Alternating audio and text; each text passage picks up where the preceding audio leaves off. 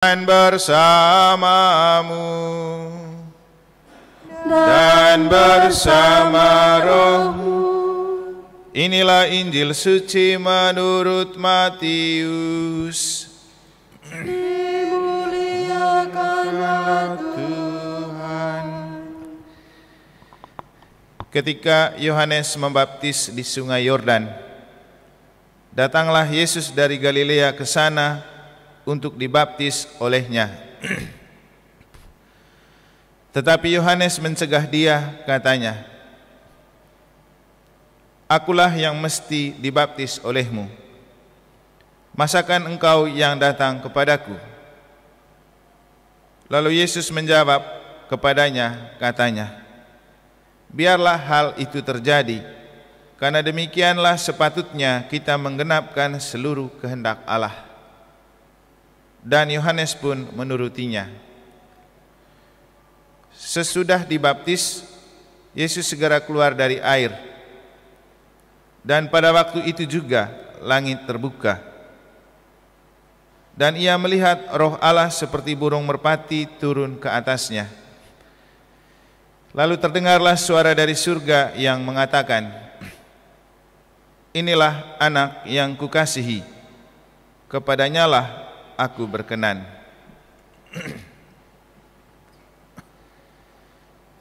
Demikianlah sabda Tuhan.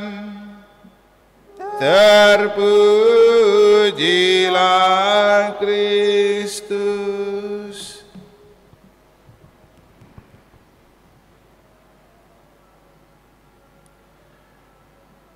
Biarlah hal itu terjadi, karena demikianlah sepatutnya kita menggenapkan seluruh kehendak Allah.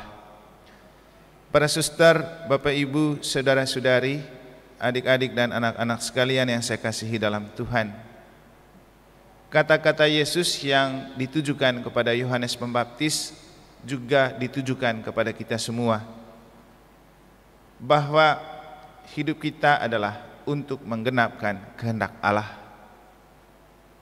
Kemarin waktu misa di Marsudiri ini, bacaan pertamanya kan diambil dari hari Sabtu, dari Rasul Yohanes, di mana di bagian awal dia mengatakan bahwa kita berani datang meminta kepada Allah, karena Allah akan mengabulkan doa kita menurut kehendaknya. Hidup menurut kehendak Allah adalah prinsip utama menjadi orang beriman. Tentu ini tidak mudah, karena kita lebih banyak hidup menurut kehendak kita.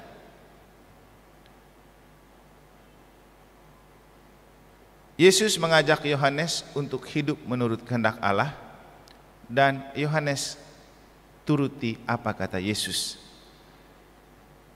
Kenapa dua orang ini terlalu mudah untuk hidup sesuai dengan kehendak Allah? Karena mereka sebelum dibentuk di dalam rahim ibu masing-masing, ibunya sudah membiarkan hidup terjadi sesuai dengan kehendak Allah.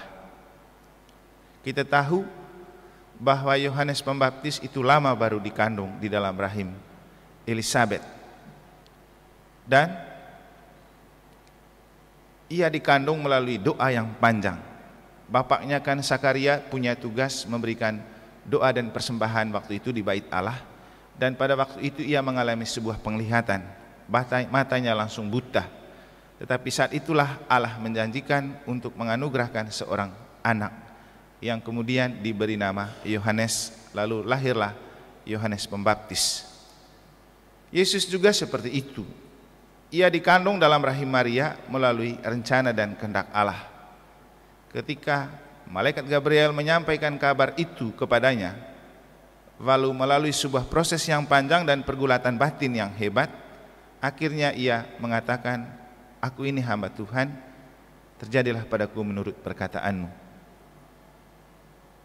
Yohanes dan Yesus akhirnya menjadi anak-anak yang hidup seturut kehendak Allah, karena mereka lahir dari orang tua yang hidup menurut kehendak Allah.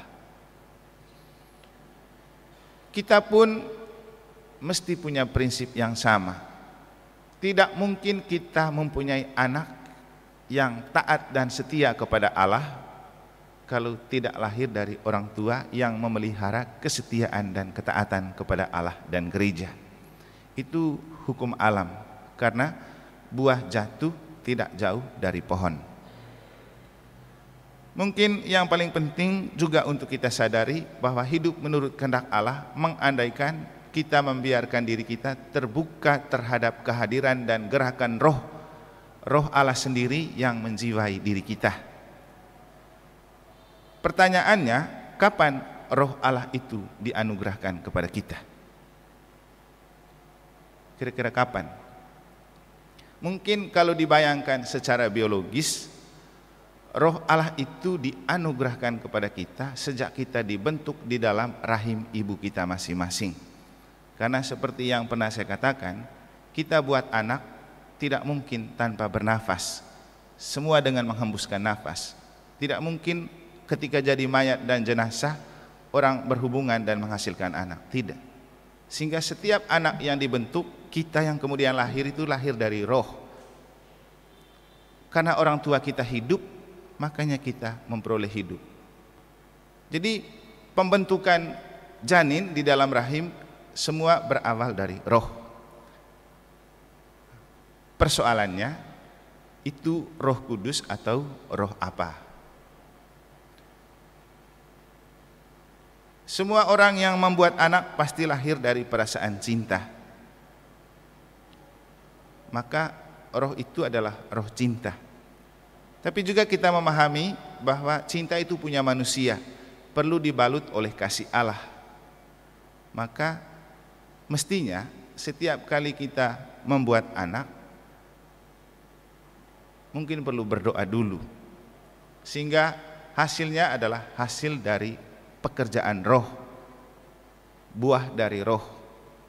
Dan saya rasa inilah kenapa gereja menganugerahkan rahmat sakramen perkawinan kepada setiap pasutri Katolik, supaya hidup perkawinan itu disepuh oleh roh. Bapak Ibu saudara-saudari, kita memang tercipta dari roh yang belum kudus, karena nafas yang kita hirupkan nafas kita orang berdosa. Sehingga setiap orang yang lahir dengan terlekat pada dosa asal, dosa yang diwariskan oleh Adam dan Hawa. Dan setiap pribadi manusia yang lahir dengan dibalut dosa asal. Karena itulah gereja mempersiapkan sakramen baptis. Dan sakramen baptis pertama dan utama bertujuan untuk membebaskan kita dari dosa asal. Dan rohlah yang bisa melakukan itu, bukan air. Jadi untuk membebaskan kita dari dosa asal bukan air, tetapi roh. Dan inilah yang membuat baptisan Katolik itu istimewa dan beda dari baptisan gereja lain. Karena di gereja lain orang dibaptis dengan air, tetapi dalam gereja Katolik orang dibaptis dengan air dan roh, yaitu pengurapan minyak. Ketika kita dibaptis, saat itulah roh disematkan kepada kita, Roh Kudus, untuk menyucikan dan menguduskan kita agar tidak lagi terlekat dengan dosa asal. Dan kemudian kita sah menjadi putra-putri gereja, putra-putri Allah. Dan kalau Bapak Ibu dan para saudara cermati, ada banyak orang yang dibaptis oleh Yohanes Pembaptis di Sungai Yordan, dibaptis dengan air. Di antara jutaan orang yang dibaptis oleh Yohanes Pembaptis, cuman ada satu yang kemudian dimaklumkan sebagai inilah anak yang kukasihi, kepadanya lah hatiku berkenan, yaitu Yesus. Kenapa Yesus? Karena Yesus sudah dari dalam kandungan dikandungi oleh Roh Kudus. Yohanes tidak. Bahwa Yohanes itu dianugerahi melalui kehendak Allah, tapi bukan oleh Roh Kudus. Masih dengan persetubuhan antara Sakaria dan Elisabet, orang tuanya. Tapi Yesus kan tidak ada persetubuhan antara Yusuf dan Maria. Ia dikandung oleh Roh. Jadi sudah sejak dalam rahim kandungan ibunya, Yesus ini sudah menjadi manusia rohani, sudah disucikan. Makanya kenapa kemudian kita mendoakan Bunda Maria atau kita percaya pada Maria tanpa noda, Maria Immaculata. Karena ia tidak dinodai oleh sentuhan laki-laki untuk mengandung dan melahirkan Yesus. Roh itu sudah hidup di dalam diri Yesus, tetapi orang kan tidak akan percaya kalau Yesus lahir dari Roh Kudus, karena tidak semua orang percaya kepada Roh Kudus dan orang tidak bisa membuktikan itu. Tentu kita yang belajar kitab suci dan paham sejarah baru akan mengerti bahwa Yesus itu anak Allah, 100% Allah, 100% manusia. Tapi untuk orang lain yang tidak Katolik atau tidak Kristen dan yang tidak percaya kepada Yesus, mungkin juga ya, teman-teman Kristen lain kan mereka tidak percaya Bunda Maria. Kadang juga kita bingung, kalau mereka tidak percaya Bunda Maria, lalu Yesus ini lahir dari siapa? Tapi itu bukan urusan kita. Untuk kita yang menjadi orang Katolik, kita percaya bahwa tanpa Maria Yesus tidak akan lahir. Makanya kenapa kita harus perlu mendekatkan diri dengan Bunda Maria.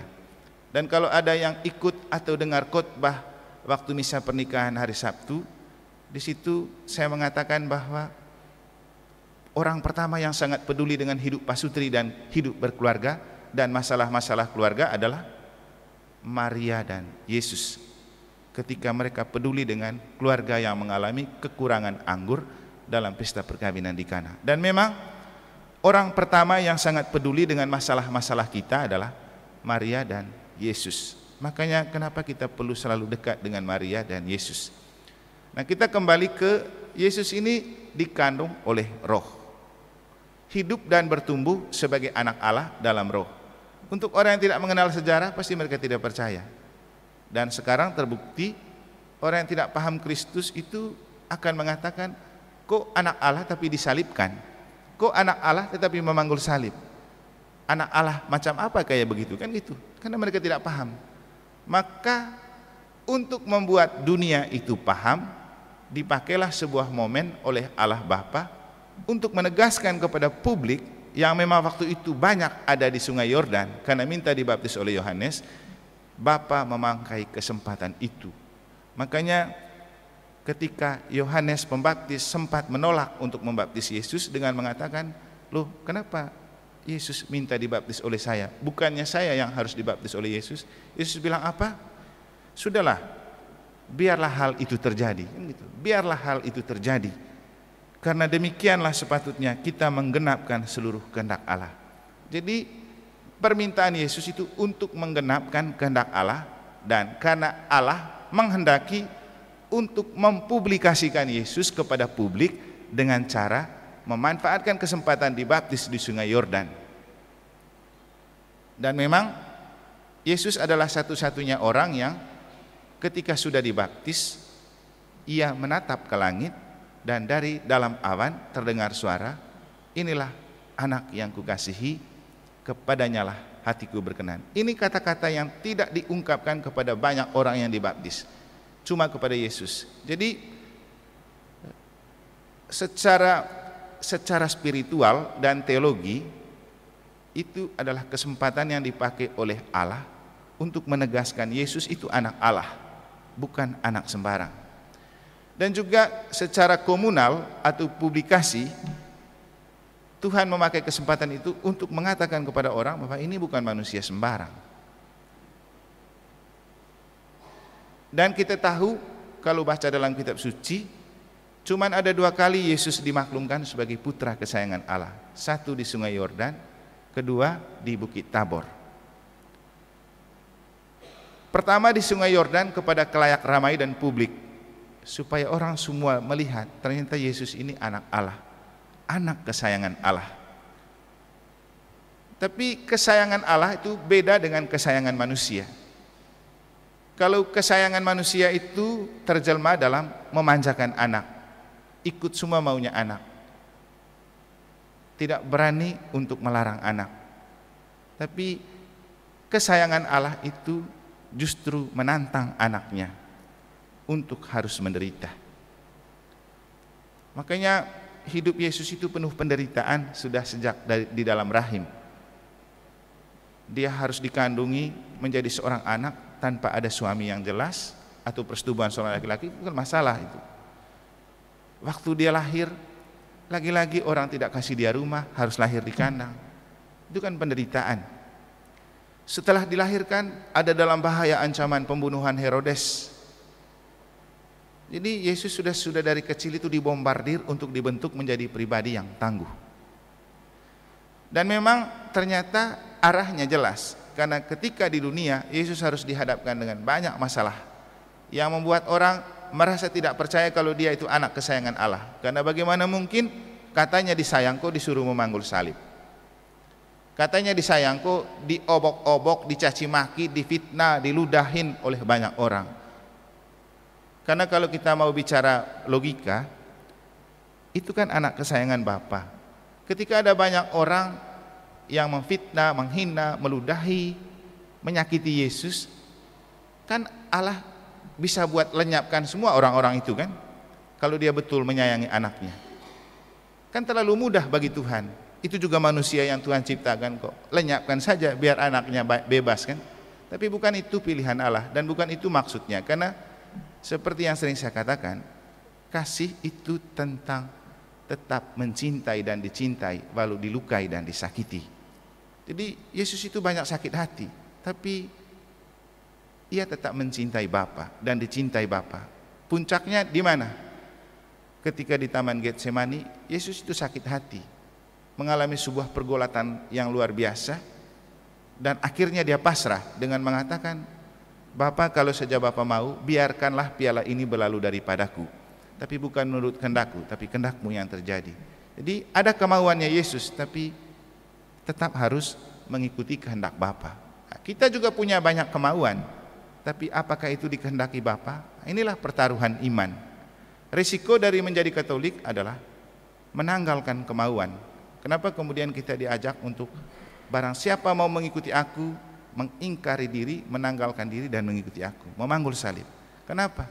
Harus berani meninggalkan dan menanggalkan kemauan kita. Kayak kita dan para suster, resiko menjadi pastor dan imam kan harus meninggalkan dan menanggalkan keluarga dan orang tua. Kan gitu. Harus ada yang dikorbankan dan harus ada pengorbanan.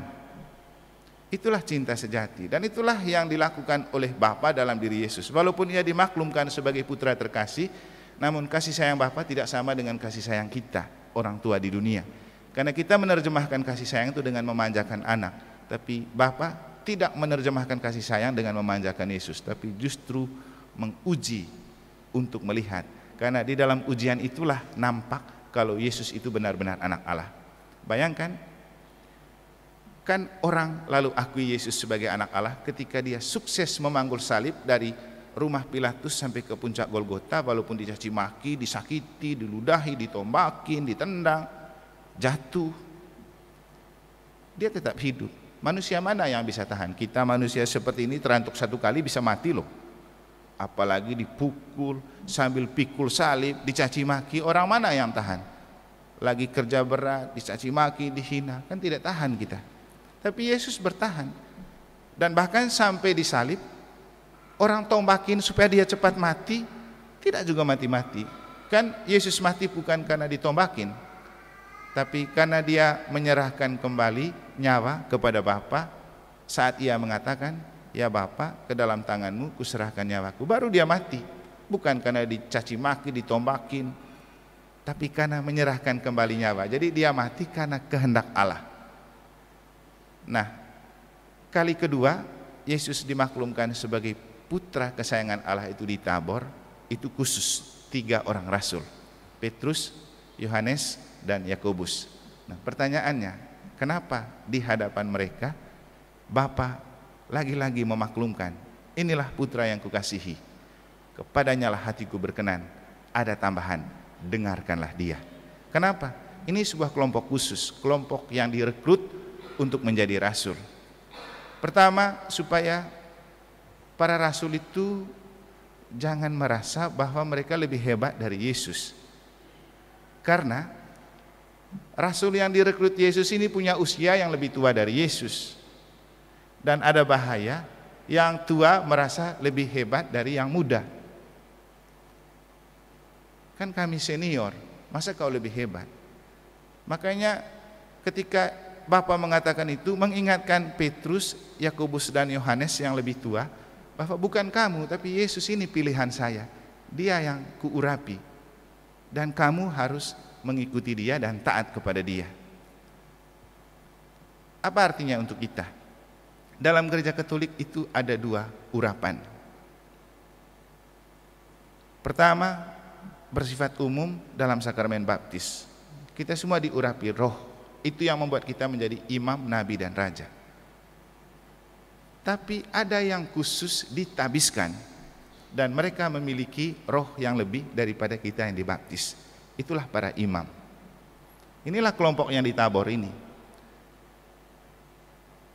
Kita umat diingatkan untuk jangan sampai merasa kita lebih hebat dari imam, kan gitu. Karena kita punya urapan hanya sebatas baptisan, imam punya tabisan. Mungkin itu yang dimaksudkan ketika Bapa mengatakan kembali itu di Tabor, inilah putra yang kukasihi. Dan untuk kita Bapak Ibu, bagaimanapun Anda merasa dan berpikir dalam konteks hidup berparoki misalnya, ya, tetap inilah putra yang dikasihi. Karena sudah ditabiskan, sudah diurapin. Mungkin Bapak Ibu merasa lebih hebat, lebih suci, lebih kudus, tapi tidak bisa menjadi imam. Anda tetap dibaptis. Jadi ada level yang berbeda. Dan untuk kita paling penting adalah dengan rahmat sakramen baptis kita perlu bersyukur dan bangga. Karena kita semua oleh rahmat baptisan juga diangkat sebagai putra-putri kesayangan Allah. Kita semua adalah putra-putri kesayangan Allah. Kepada kita Tuhan berkenan. Nah, masalahnya bagaimana kita merespon kasih sayang Tuhan yang telah mengangkat kita menjadi anak-anak kesayangannya melalui rahmat sakramen baptis. Seperti yang pernah saya singgung dan katakan, kita cenderung berpikir bahwa menjadi Katolik yang penting sudah dibaptis. Bapak Ibu, tidak cukup dibaptis. Kita harus menumbuh kembangkan rahmat baptisan itu dalam hidup. Maka panggilan untuk kita melayani di dalam gereja lewat jadi anggota dewan, pengurus lingkungan, pengurus KBG, jadi lektor, jadi mesdinar, jadi pemazmur, itu adalah panggilan-panggilan karena kita sudah dibaptis. Kenapa kemudian tugas di gereja itu tidak diperuntukkan bagi orang yang belum dibaptis? Karena kita sudah diberi kuasa ilahi. Ditambah lagi dengan rahmat sakramen-sakramen lain. Masalahnya kita yang cenderung pesimis dengan kekuatan ilahi yang sudah diberikan kepada kita. Oh, saya tidak bisa romo, masih ada yang lebih layak, ada yang lebih pantas. Itu kan katamu, bukan kata Tuhan. Itu kan penglihatanmu, bukan penglihatan Tuhan. Itu kan opini publik, bukan kata Tuhan. Dan seperti yang saya singgung terakhir, Tuhan melihat hati, bukan melihat opini publik. Dan kadang-kadang opini publik menempatkan kita pada posisi yang tidak pantas dan tidak layak. Tapi Tuhan tidak pernah memandang itu. Justru Tuhan sering memakai orang yang dianggap oleh publik tidak pantas dan tidak layak. Saya sering mengangkat contoh seperti Maria Magdalena, Sakeus. Jangan lupa, para rasul itu bukan dari kalangan elit, tapi kelompok-kelompok kelas bawah, nelayan yang tidak berpendidikan. Tapi itu dipakai oleh Tuhan. Kenapa? Bukan soal kemampuan dan pengetahuan, tapi soal kemauan dan kerelaan hati untuk hidup sesuai dengan kehendak Allah. Inilah kata kunci. Bukan soal kehebatan, kemampuan, tapi soal keterbukaan hati dan kerelaan hidup sesuai dengan kehendak Allah. Nah, masalahnya ketika sudah diangkat menjadi dewan atau pengurus lingkungan atau pengurus KBG, kita cenderung memaksakan kehendak di hadapan Tuhan. Dan Bapak Ibu, kehendak kita tidak akan luntur kalau tidak mengasah hidup rohani. Ya, kita jadi imam dan suster juga banyak maunya, tapi bisa direm kok. Karena apa? Roh Tuhan, hidup sesuai dengan roh. Jadi bukan kemauan daging tapi kemauan roh. Bisa saja kita hidup ongkang-ongkang dan enak-enak, tapi roh menuntun kita lain. Misalnya kalau pergi jalan-jalan di Denpasar kan lebih asik, ngapain tinggal terus di negara. Tapi kan roh mengatakan, untuk apa kau ke sana? Tidak membahagiakan juga, hanya menghabiskan uang. Lebih baik tinggal di sini buat misa, orang lain bisa selamat, kan gitu. Nah, artinya untuk kita Bapak Ibu, kita merasa bahwa pekerjaan banyak itu mendatangkan uang. Memang. Tapi apakah itu membuat Anda bahagia? Enggak juga. Karena kebahagiaan itu bukan tergantung pada seberapa banyak harta yang Anda miliki. Tapi bagaimana Anda menjadikan Allah sebagai harta istimewa dalam hidup. Karena hanya Tuhan yang bisa menganugerahkan kebahagiaan, bukan dunia. Dan sering saya mengatakan bahwa ketika dunia memberikan Anda banyak stres, sakit hati, pikiran penat, Tuhan malah menawarkan Anda kelegaan. Datanglah kepadaku kalian yang letih memikul beban berat, aku akan memberikan rasa lega kepadamu. Kan gitu. Ketika orang melihat kita dengan kacamata negatif, ketika orang membenci dan cemburu dengan kita, Tuhan selalu melihat kita dengan kacamata positif. Tuhan selalu melihat kita dengan kacamata cinta, kan gitu.